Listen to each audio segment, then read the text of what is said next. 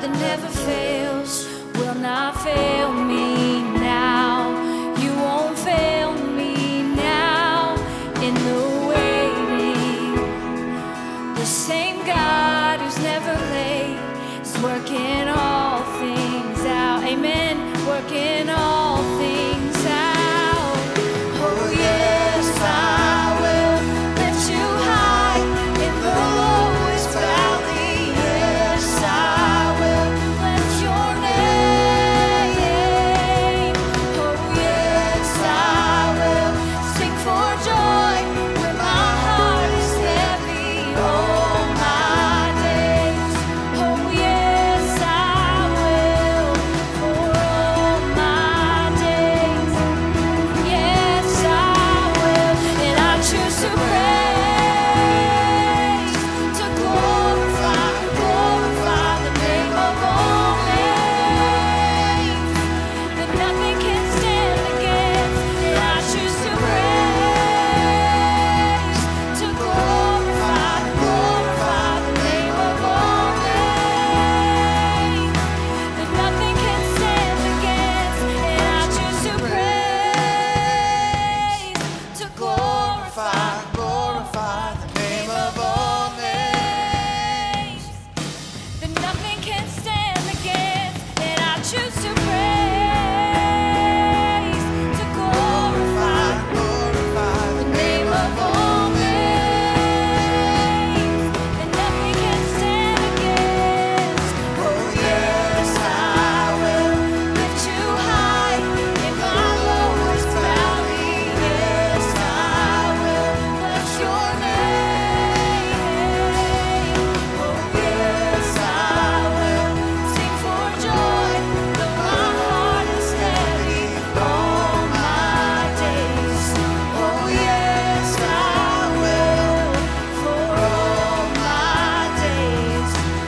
Yes, I will. All right. Good morning. Welcome to church this morning. As you are seated, man, some of you, you have that spring break clap. You're still a little tired, right? I see a couple people drinking coffee. Once it gets in, you'll be all right. Hey, if you're a guest with us, welcome to church. My name is Matt. Introduce myself. I have the privilege of serving as one of the pastors here at Hamilton Hills. And if you would do us a favor, if you look at the seat back in front of you, there should be a connection card. If you'll take that card and fill it out, you can give it to anybody on our team. We have some boxes in the back. You can drop it off. Or better yet, we have a new here table, or we have a gift for you just for being a guest with us this morning. And so good to see all of you. I know some of you, this is not maybe your first week, but you've been coming for a while. We have an experience called our Starting Point Experience. We'd love to be able to meet you and get to know you a little better. It's 2 weeks long, starts, I believe, next week. And you can register for that out in the lobby at our Next Steps table. And we would love to get to know you. We have a lunch on the last week where you get to have some lunch with some of our leaders and some of our pastors. Really great experience. And then also our new connection group semester starts in just a couple of weeks. We're excited about that. Had a great 10-week semester just a couple of weeks ago. And so you can sign up for that. Pastor Randall, who's over our connection groups, will be in the lobby at the Next Steps table. And he would love to talk to you more about a connection group and how you can sign up for one and all those things. He also will be there, excuse me. He'll have to come up here in just a moment and take over as I choke. Also, we have our Serve the City date, which we're really excited. We did this a couple of years ago, and we had an amazing response where we go to different locations all over our city and serve our city. This year, we're going to be helping a church plant in downtown Indy. We're going to be helping some foster families. We're also going to be able to, what's the other one? It was really good. Oh, yeah, we're going to be helping some of our schools, our school districts and churches that are in need all over our community. Trust me, you won't want to miss that. Do need to sign up for it so we know where to place different people. So if you could do that also at the Next Steps table with Pastor Randall and his team. Would you do this with me? Would you stand? We're going to continue our worship. I'm going to pray in just a moment, but I want to encourage you. I know that Easter, right, it kind of is a high. It was a great week. It was sunny out, everything is awesome, and then it starts to rain, and then it doesn't take much as a human being to all of a sudden go from a high to a low, right? Seems like just as soon as we think that we're doing well, we start to lose our focus, we'll lose our identity, we'll start believing lies that the enemy's telling us, and we start believing that we are something that we're not. This next worship song is about talking about who God says that we are. God says that if you follow Jesus, that you're loved, that you're blessed, no matter your circumstance. And so let's worship this morning. I'm excited. We start a brand new sermon series called Fixer Upper. And I promise you, if you'll open your mind and open your heart this morning, God has something for you. Father, as we start this service, we need you. And we come in expectation because you are good. That no matter our circumstances, we believe that you have told us that because of you, we can live a victorious and joyful life. So Father, would you hear these words? Give Pastor Mark the words to speak. In Jesus' name, amen.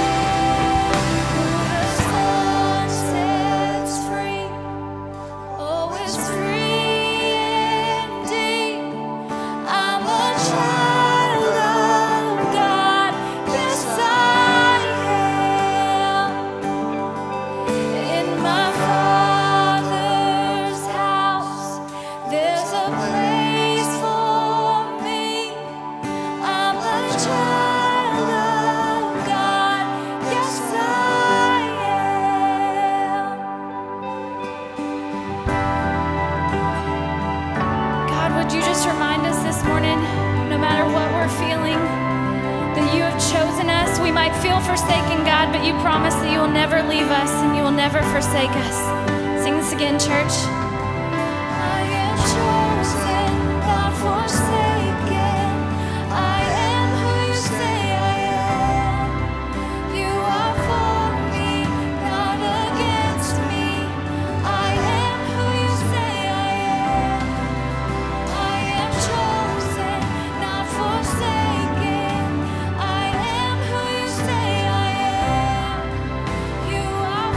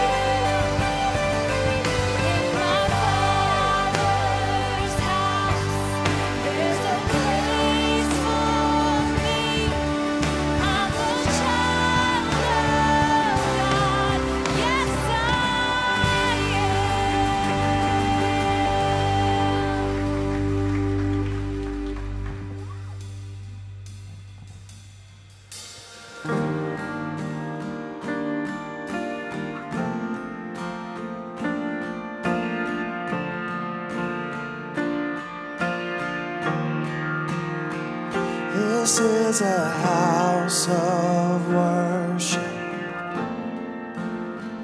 This is a place of praise, where every demon trembles, where we proclaim your name. This is a house of healing. Our hearts are full of faith. You have our full attention. You have the final say. So come alive in the name of Jesus. Come alive in the name of Jesus. This is a house of miracles. We bring everything to the feet of Jesus. Everything in the name of Jesus. This is a house of miracles.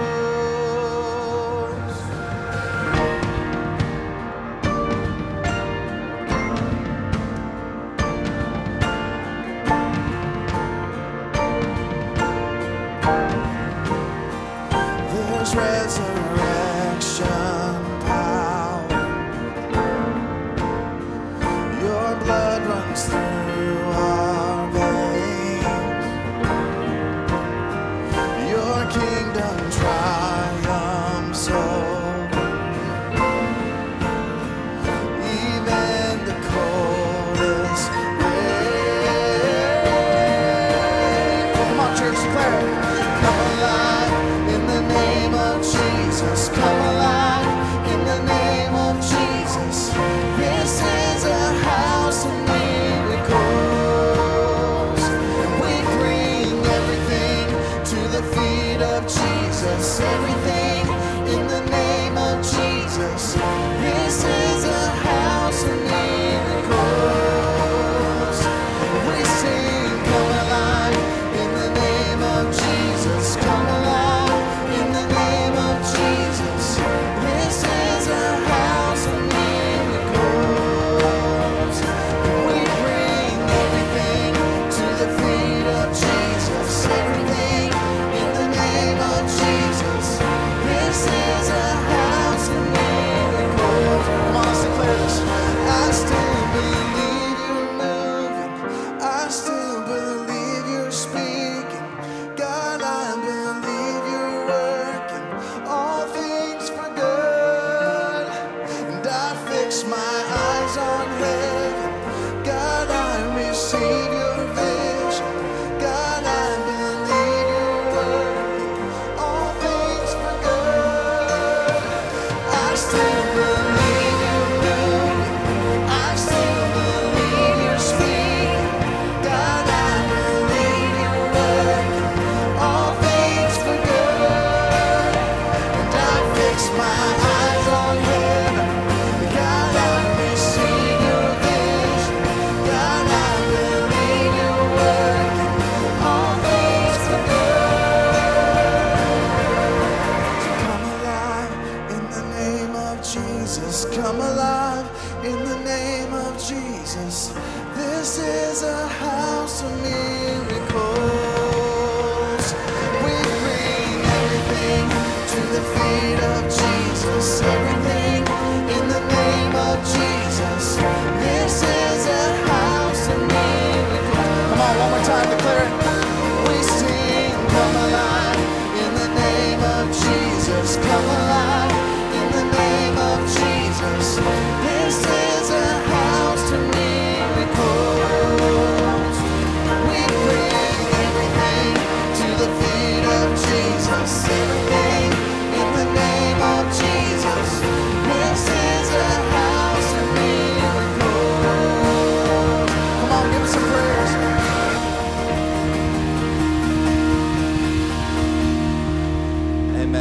still believe he's working. I still believe he's moving. Do you agree with that this morning? Amen. I'm excited about this series. I'm excited about Fixer Upper. I heard the first sermon. It's really good, so get excited too, okay? Have a seat and check out your screens.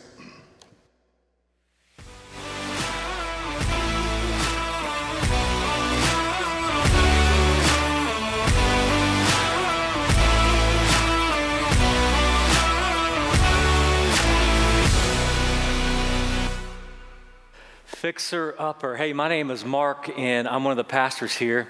I missed last week. It wasn't that big of a Sunday, I heard. No, really, it was Easter, and I missed it. And I heard that we had 8 people receive Jesus as their Savior in 3 baptisms. Yeah, that's awesome. That's awesome. When I heard that, I thought maybe I shouldn't show up today and we just keep it going, that there may be a common denominator there. But thank you for most of you not laughing, and I appreciate you being here today. If you're a guest today, we welcome you. Thank you for watching online or listening as well.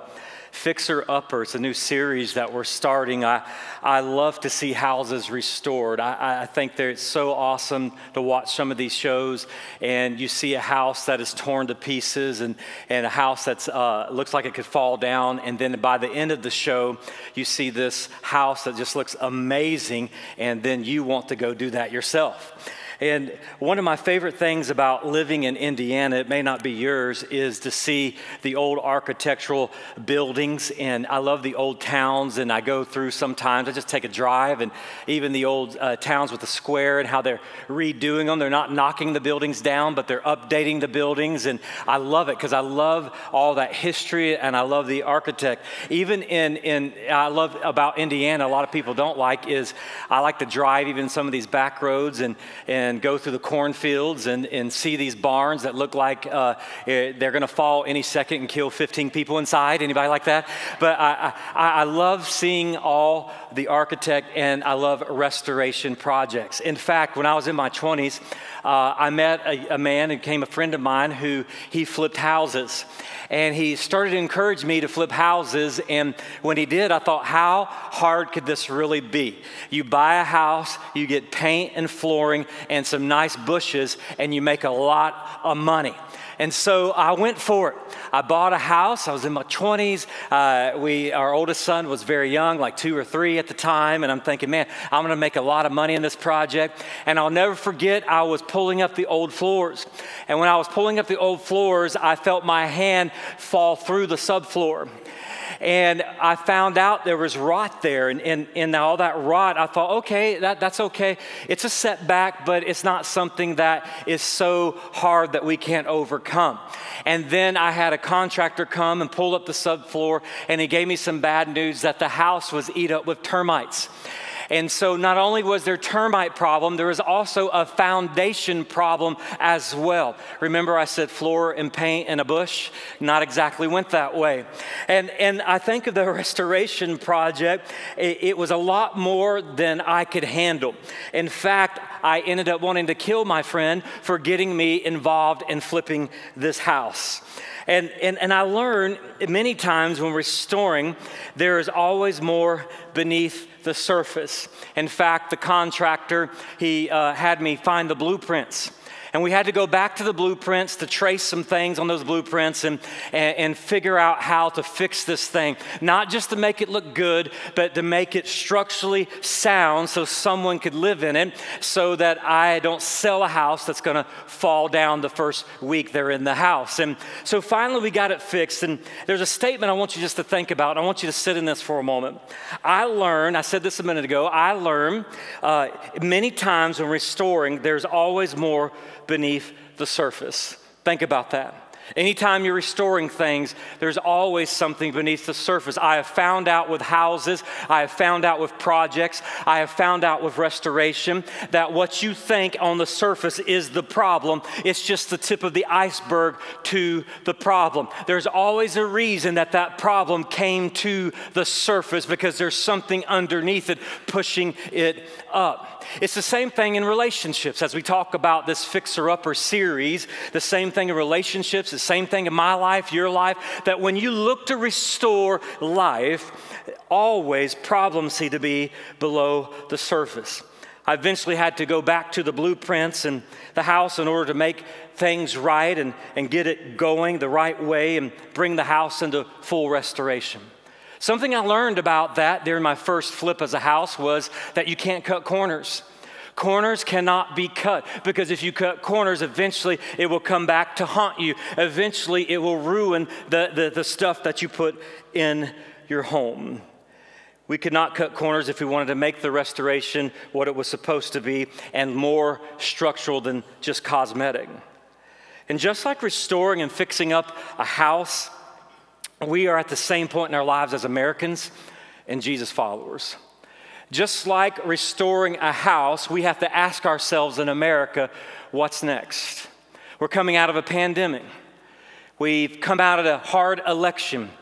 We have divided opinions. We have people with one side of the aisle and the other side of the aisle. We have churches that are falling apart and Christians trying to figure out life. And I believe in this season right now that most of us, I would dare say all of us in some form relationally in our life or spiritually in our life can enter into a restoration project. Our community, the world, our church, our families, they're all in need of rebuilding. COVID has exposed some broken things in our society. COVID's even exposed some broken things in our own homes, and COVID's even exposed some broken things in churches, and COVID's exposed the brokenness in our society. Again, it was the tip of the iceberg of the problems that are in our communities and need the restoration process. We're all fixer-uppers. Every one of us are fixer-uppers. Every one of us have something in our life that needs to be restored. We long to have restored. We want peace. We want there to be joy. We want there to be perfect love. We want there to be success. And all of us could, even in this room and those watching online, could stand up and give testimony. There's something on our heart that we want to fix up in our own life. And we have to choose this: to sit in our brokenness and our mess, or start the process of restoration. Unfortunately, many people decide to just sit in their brokenness. We try and manage our brokenness in America, even as Christians or Jesus followers, people who believe in God. We try and manage our brokenness instead of start the process of restoration. You want to know why? Because restoration is hard. It's hard. It's hard because there has to be honest conversation. It's hard because some of our flaws will be exposed. It's hard because you have to tear back and get to the root of the problem. When you restore that house and that subfloor was falling through, I had to get to the root of the problem. I had to go backwards before I could go forward. And that's the same thing in our life, spiritually, physically, everything about our life. The area where you need fixing up and restored is hard, and it can be hurtful, but it's worth it. And Nehemiah, the book of Nehemiah, what we're basing the series off of, he really shows in the book of Nehemiah, what a concept, the book of Nehemiah. Do you like that? That was deep. Okay? Anyway, the book of Nehemiah shows us what could be. The book of Nehemiah shows us love what is broken.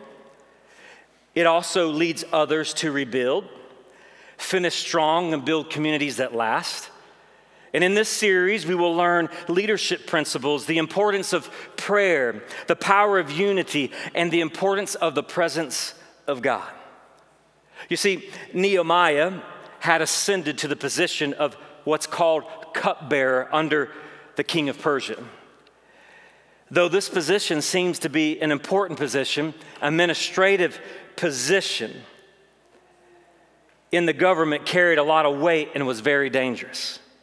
If anyone tried to poison the king, the cupbearer would drink his drink first, eat his food first. So instead of the king dying, the cupbearer would die. Anybody want to apply for the job of cupbearing? Anybody in the room? Cupbearer was a dangerous job, but it also had a lot of influence in many, many ways. King Artaxerxes was the reigning king that Nehemiah served under. Prior to his reign, the Jews were held, listen to this, captive for 70 years in Babylon, and after Babylon's fall in Persia. But God had promised that his people would be restored to their homeland, Jerusalem. So in 539 BC, I know some of you remember that like yesterday, 539 BC, my jokes are not funny the week after Easter, I see. But 539 BC, by God's leading, Emperor Cyrus the Great of Persia decreed that the Jews be allowed to return to Jerusalem. Now, under the new king's reign, Nehemiah would be used by God because his position as a cupbearer, as a devout believer in the one true God and his promises, he would be used by God to rebuild the walls that would protect God's people, the Israelites, in Jerusalem. And God used his influence and he used his faithfulness to restore the walls to protect his family. But in order to do this, Nehemiah would have to follow some basic blueprints. He would have to follow some blueprint principles. I really should have thought about saying that word out loud before I wrote that as my main points, blueprint. Say that 5 times fast. But there are some major blueprint principles. That was awesome. Here's the mindset I want you to have for the start of this series. The mindset I want you to have for the start of this series, I want to say it in this statement. In order to restore our lives spiritually and to influence others to do the same, we must live with the mindset of principle over personality. Principle over personality. Our society today is all about emotions, and God gave us emotions. Our society today is more about personality than living by principles. But if we are going to start the restoration project in our own lives and in the lives of others, we have to follow a basic blueprint principle. And we have to follow those. And part of that is living by principle instead of personality. So let's look at the couple principles I want to give you today. Here's the principle number 1. To fix anything, we have to show up to work. To fix anything, we have to show up to work. This position that Nehemiah found himself in was no accident. Listen to this. It was no accident. God is sovereign even when you don't see him working, yet still you must show up to work for him. Even when you don't see God working, if you want to restore something in your life or the lives of others, you still have to show up and work for him. No matter our feelings, no matter our emotions, no matter our personalities in life, God is always at work. And if we give up on the work, why God is at work when we don't see it, then we'll never see the restoration that God wanted to do in our lives in the first place. And so the position that Nehemiah found himself in was no accident. Being the cupbearer placed Nehemiah face to face with the king often. I'm sure it was hard for Nehemiah. Think about this. This is not some ancient story that's some story that we don't believe, but this is the Bible, and this is a character in the Bible who had feelings. He was human, just like me and you. And think about this. Nehemiah going to his job every day, knowing that his people were captive and there was issues with his people. He was in captive himself, being the cupbearer for a king. And every day he would interact with this king. And could you imagine the questions that come? Why is this happening to me?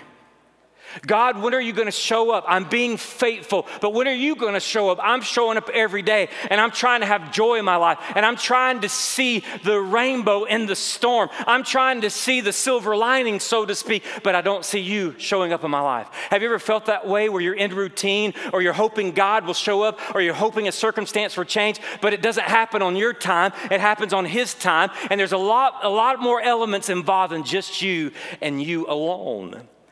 And so being the cupbearer, I can't imagine how it was hard for Nehemiah in a lot of ways. And there were many days that he had to question, what's the use? Can I just say this to you and tear off the shame in your life? It's okay to ask that question. Do you know it is okay for us to say, why is God punishing me? When does this end? It doesn't mean those questions are necessarily right, but it does show that you're human. I went through a bad divorce. Why did that happen to me? There's a death in my family. I didn't see it coming. Why is that happening to me? Disease will not go away. Why is that happening to me? My children, I can't stop the pain. Why is that happening to me? My marriage isn't what I thought it was. Why is that happening to me? It's okay to ask those questions, but we really have to move from the questions to understand that God is always working and He is sovereign, and we just have to show up trusting God. You know, we've been conditioned in our society to move on when things don't seem to be working. We are conditioned to move on from marriages. We're conditioned to move on from family. We're conditioned to move on from job, anything. It's move on because we're so used to getting success so quick that we don't understand that the restoration process takes time. In fact, the restoration process took many, many years when it came to rebuilding these walls. Even with those range of emotions, it's natural in the human race. He continued to show up and be faithful to his duty. Nehemiah was burdened with adversity. He was burdened with adversity of his people, the Israelites. Even though the Israelites had been back home from the exile, there had still been, listen to this, over 100 years that the city of God's people have been in ruins. That's just a little while, isn't it? For 100 years, the people of God, their city, had been in ruins. This adversity continued even to King Artaxerxes. They also, look at Ezra 4, it even started here, Ezra 4, it says this in verse number 5, they also bribed officials to act against them to frustrate their plans throughout the reign of King of Cyrus of Persia. And until that reign of King Darius of Persia, at the beginning of the reign of Cyrus, the people who were already in the land wrote an accusation against the residents of Judah and Jerusalem. Have you ever thought that when you're trying to lean into God and figure your faith out, that it seems like you just take 2 steps back? Have you ever thought when you feel like life levels out that there's another pushback somewhere in your life that needs to be restored or paid attention to, and you wonder if you're ever going to have that peaceful moment in life? At the time, the dissenters by the names of Bishlam, Merethath, and Tabel, I love when I get to preach on the Old Testament and can't pronounce any name in the Old Testament. What was wrong with parents in those days? I mean, come on. I love the name Mark. Anybody like the name Mark? Mark. They wrote letters to the king and lied about him. The Israelites were being peaceful and they were complying with the king, but they were still lied about. They were doing their part, they thought, with what God wanted them to do, and they were trying their best to be good citizens, and they were trying their best to do what's right, and still, even in the midst of them doing right, they were lied about. They were stopped. They leveled accusations against the Jews and claiming that the Jews would no longer pay taxes to the Persian Empire. The king, being concerned, immediately ordered that the repairs be halted and allowed the dissenters to send their forces to Jerusalem to stop the work. This was early in the king's reign.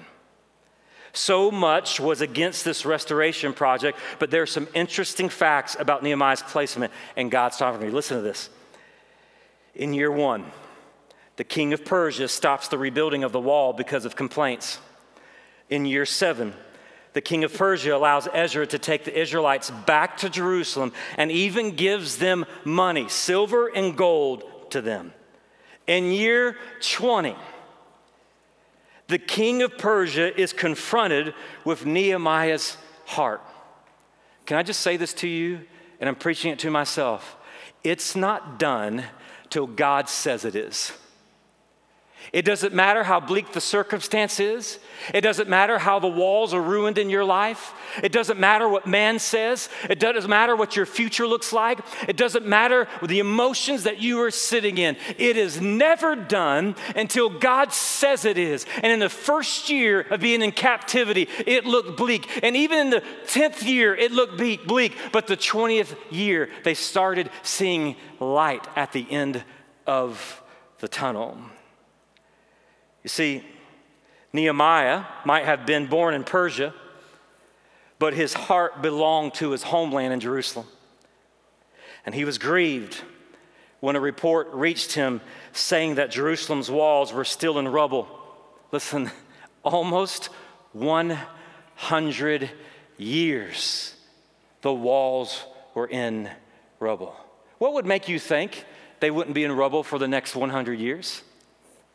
What would make you think it'd even be worth talking about the walls anymore? What would make you think that it'd be worth having hope that walls would be rebuilt? I mean, it's 100 years, and if you're all really honest with yourself, you wouldn't think much about rebuilding walls after 100 years as well. But in Nehemiah, we see where he was grieved, and after Cyrus had allowed the Israelites to return to their land, Nehemiah 1, the first 4 verses, the words of Nehemiah. During the month of Chislev, in the 20th year, when I was in the fortress, and one of my brothers, arrived with men from Judah, and I questioned them about Jerusalem and the Jewish remnant that had survived the exile.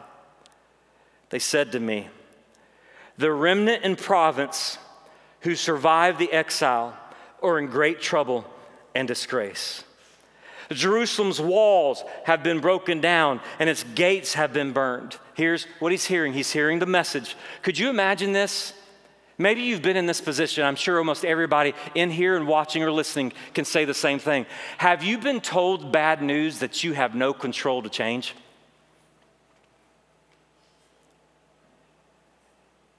You want so desperately to change a circumstance, but it's out of your control.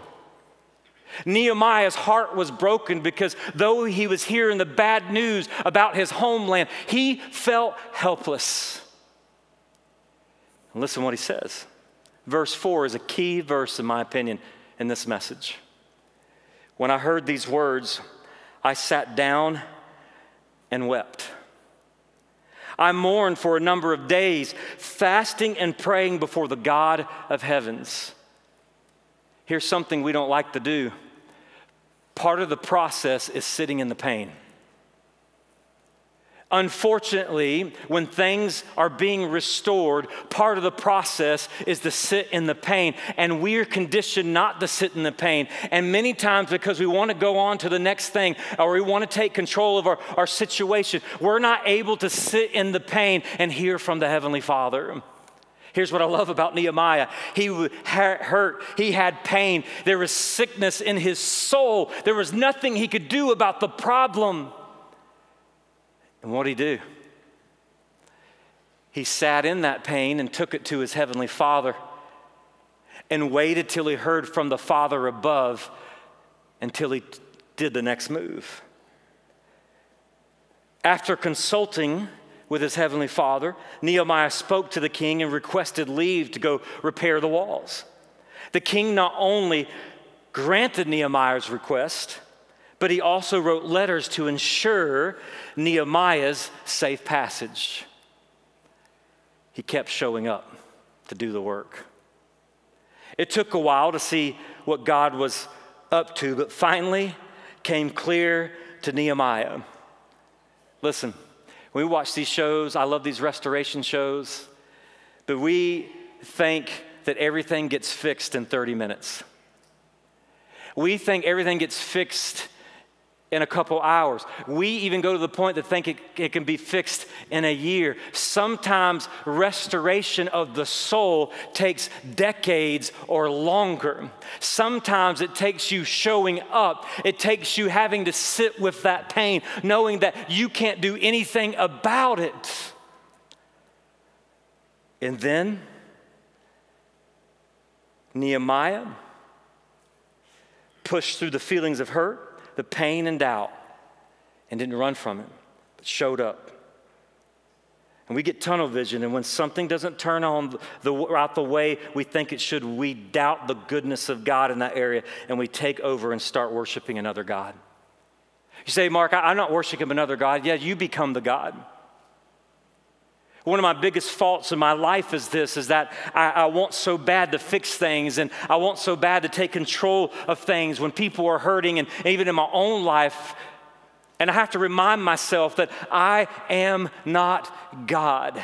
And when I take control of a circumstance and I get ahead of the goodness of God, then I'm in the way of God and I'm starting to worship another God. I wrote this down and I hope this will help you. I'm afraid that we are living a life that is a step ahead of God instead of in step with God, so we cannot see the goodness of God in the midst of the bad situation. Pause for a second. Let me read this statement on the screen. This is my heart. This is in my own life. I'm afraid that we are living a life that is a step ahead of God. Fear drives us ahead of God. Worry can drive us ahead of God. Success can drive us ahead of God instead of being in step with God. And when we're not in step with God, we miss the goodness of God. And sometimes the pain leads us to the goodness of God. And sometimes the heartache can lead us to the goodness of God. And sometimes when we sit in that pain and we look to God and just show up, eventually it can lead us to the goodness of God. I'm afraid that when we're living a life that is in step ahead of God and not in step with God, we don't see the goodness of God in a bad situation, and our faith can tank in God. If we're to rebuild, to fix up and restore our spiritual lives and community, we need to understand that it starts with us showing up, being faithful, and obedient to what is true and right. Here's the second principle. That was the longest principle. This principle is only going to last 30 minutes. But here's the second one. To fix anything, our hearts need to break for the things of God. Nehemiah 2 and verse 2 says, "So the king said to me, 'Why do you look so sad when you aren't sick?' This is nothing but sadness of heart." The king recognized the sadness of heart. "I was overwhelmed with fear," Nehemiah said, because, listen, Nehemiah showing this emotion to the king was a big deal. And here's why. There was a law that you could not show sadness to the king. How many of you parents with children in your home think we should convert that law to our lives? Amen? All right, I thought it was funny. Nehemiah was downcast. You see, servants were to maintain a pleasing countenance in front of the king, and so Nehemiah technically was breaking the law to be sad. But the king was merciful and asked Nehemiah to explain why he was troubled. I do not know if Nehemiah even knew about the law, because when you get consumed about what breaks God's heart, you don't really think about the consequences. You just long for God. You long for that peace in your life. You long for that answer in your life. I don't know if Nehemiah even thought about the law. He was so overwhelmed with grief and sorrow with what was going on with God's people. Let me give you another statement to think about as we start this series together. A sign of someone who knows the heart of God is not their knowledge of God, but their emotions align with God's when it comes to the brokenness of the world. We equate knowledge with success in America. But when it comes to our spiritual journey, it's not the knowledge of God that makes us useful for the kingdom. We must align our emotions with what breaks God's heart to be useful for the kingdom. And the big question we must wrestle with in Christianity is this: does our heart break for what breaks His? You cannot be effective spiritually, and you can't have effective spiritual restoration and fixing up what is broken or messy without the heart of God and letting yourself sit in the grief of what grieves Him. I guess the question would be asked today is, what breaks your heart? The last principle in closing, is to fix anything, we must believe in God's promises. To fix anything, we must believe in the promises of God. One of our sayings around here is anything is possible with God. Because the Lord had inclined the king's heart toward the Jews, they were able to repair the walls in record time. Listen, 52 days they rebuilt the walls. 52 days, that's impossible.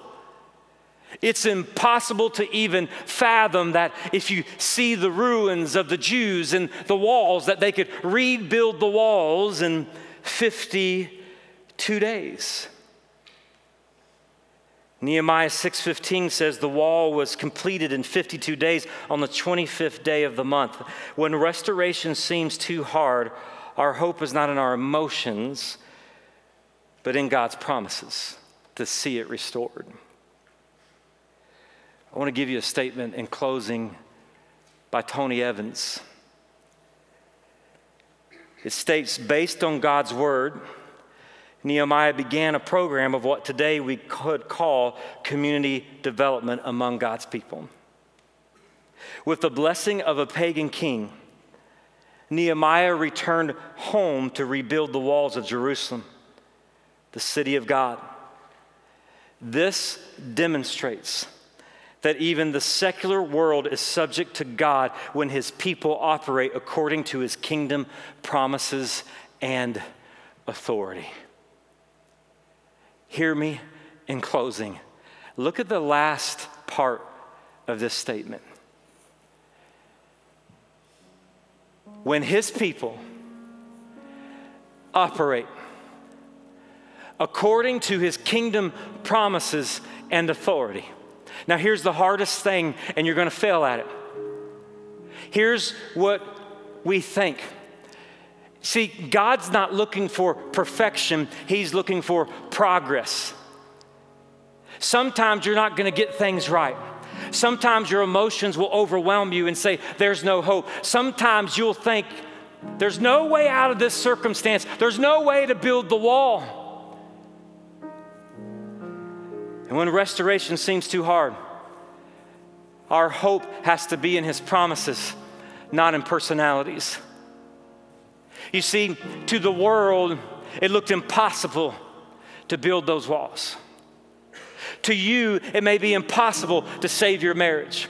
To you, it may be impossible to help your adult children. To you, it may be impossible. You may feel helpless in your situation of disease. You may feel helpless in your career. You may feel helpless with a loved one. You may feel helpless with yourself, saying, you'll never get far enough where God is pleased. But hear me and hear me loudly. Nehemiah had no special gifts. Nehemiah and Nehemiah didn't have all the money in the world. But here's what he did. He showed up. He allowed his heart to break for things that breaks God's. And he believed God's promises. We must believe God's promises from his word and trust the process even when we don't think it's possible or see it working. We must believe that situation, that relationship is not helpless because of God's promises. And you want to know what? God's never breaking a promise, and he's fulfilled every promise so far that he has promised. So we can trust in the fact of the history of God not breaking his promise, that he plans to complete his promise in the future. And so, my friend, you may have the emotions today of you wish something could be restored, but you've lost hope. It doesn't look good. Anything is impossible with God. Trust his promises. Trust his promises. Would you bow your head right there as we end?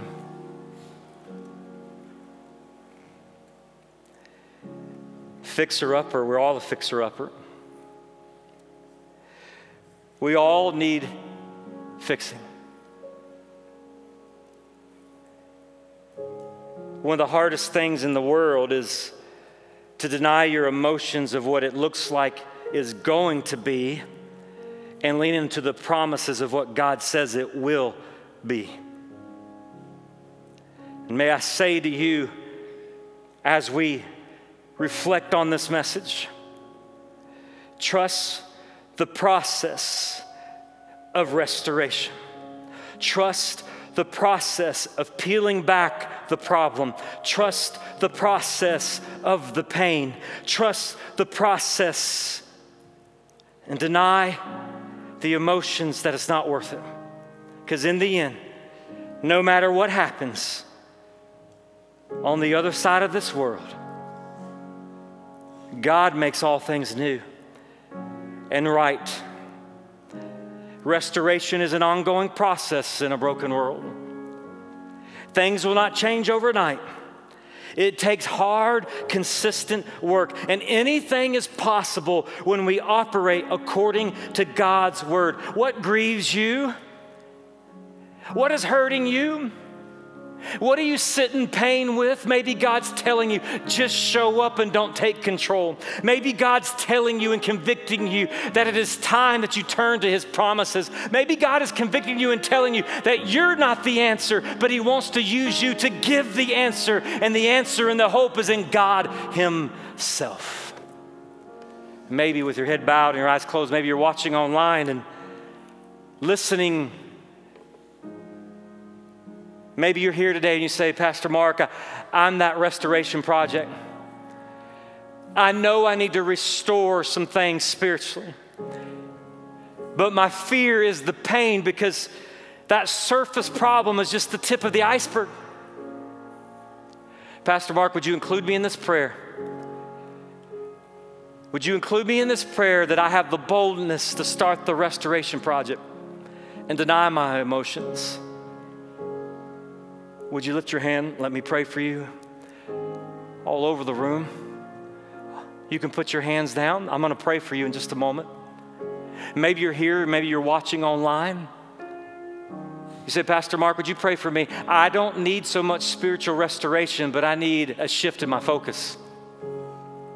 I need to start letting my heart break for what breaks God's in our society. I need to start looking out for others and not just myself. I need to deny myself and be a testimony for God.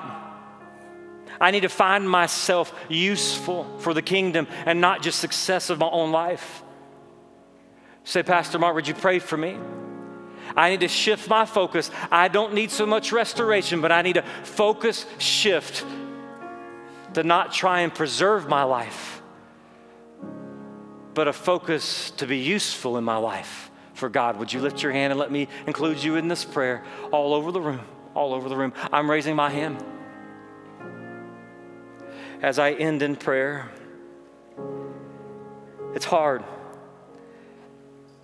It's hard, that first step, to follow the blueprint principles. But if you don't, full restoration won't happen. And I'm praying over that for you today. Father, I come to you. I come to you as a sinful, broken man. I recognize today that I do not have the answer to problems. I recognize today that I fail you often in my trust with you. And Father, I pray that you would convict me